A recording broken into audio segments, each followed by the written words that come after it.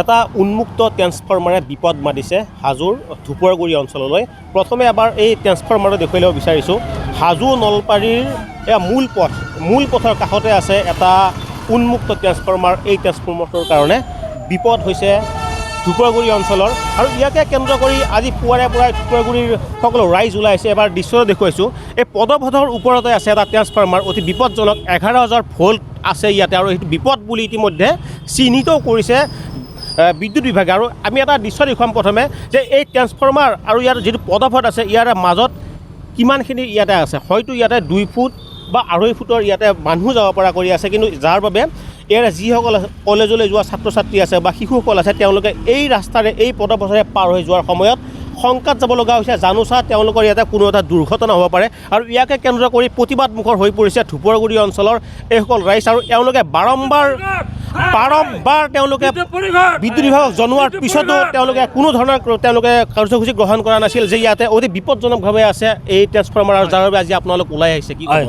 এই ট্ৰেন্সফৰ্মাৰটো প্ৰায় 2 বছৰ 3 বছৰে হ'ল হাতেদি লাগাল পায়। ল'ৰা ছোৱালী ইয়াত স্কুল আছে, কলেজ আছে, সত্ৰ আছে, গোঁসাইঘৰত ওচৰতে নামঘৰ আছে।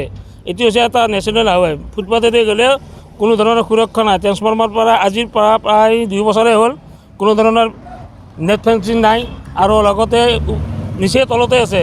ইয়াত প্ৰায় গৰু আৰু ছাগলী প্ৰায় হয়, আৰু লগতে বান্দাৰটো প্ৰায় পৰে, সপ্তাহত এদিন নহয় 2 দিন পৰে সপ্তাহত। আজিকালি কোনো ধৰণৰ আপুনি কি ক'ব?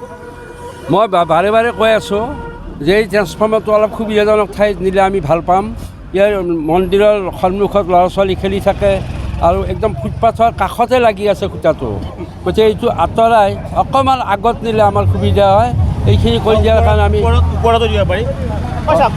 এই ট্ৰেন্সফৰ্মাৰটো ওপৰত দিয়াৰ কাৰণে ব্যৱস্থা গ্ৰহণ কৰা হৈছিল, কিন্তু বিদ্যুৎ বিভাগে তেনেকুৱা কোনো ব্যৱস্থা নকৰিলে। সাময়িকভাৱে যি ইয়াতে ট্ৰেন্সফৰ্মাৰ সলনি কৰাৰ পাছত প্ৰায় 3 বছৰ পূৰ্বে এই ট্ৰেন্সফৰ্মাৰটো তলতে এনেদৰে পেলাই ৰাখিছে, যাৰ বাবে শংকাত ভুগিব লগা হৈছে, কোনো দুৰ্ঘটনা সংঘটিত হ'ব পাৰে। ইয়াক লৈ আমি স্থানীয় লোক আছে, আপুনি কি ক'ব যে এই ট্ৰেন্সফৰ্মাৰ যথেষ্ট বিপদ? ইয়াতে আমি বহুতবাৰ আগতে আমি কৰ্তৃপক্ষক জনাইছিলোঁ, তেখেতসকলে আজিলৈকে কোনো ধৰণৰ ব্যৱস্থা গ্ৰহণ কৰা নাই।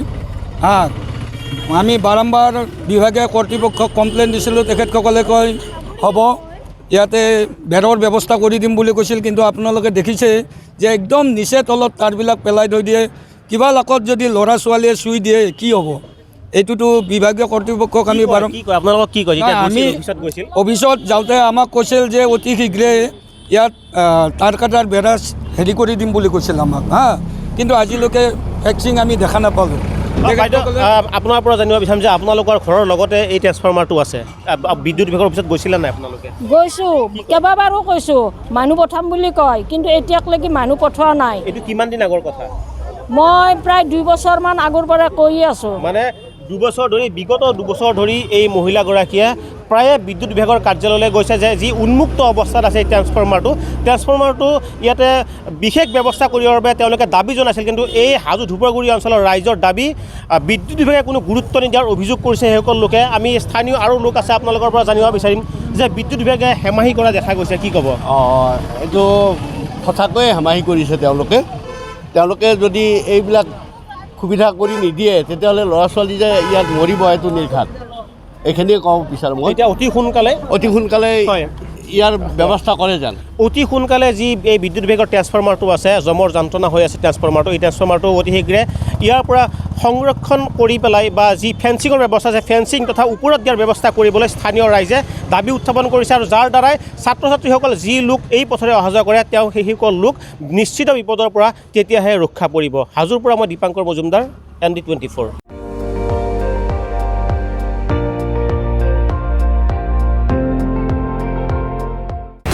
আপুনি চাই আছে ND24, সৰ্বশ্ৰেষ্ঠ নহয়, সৰ্বোত্তমৰ দৌৰ।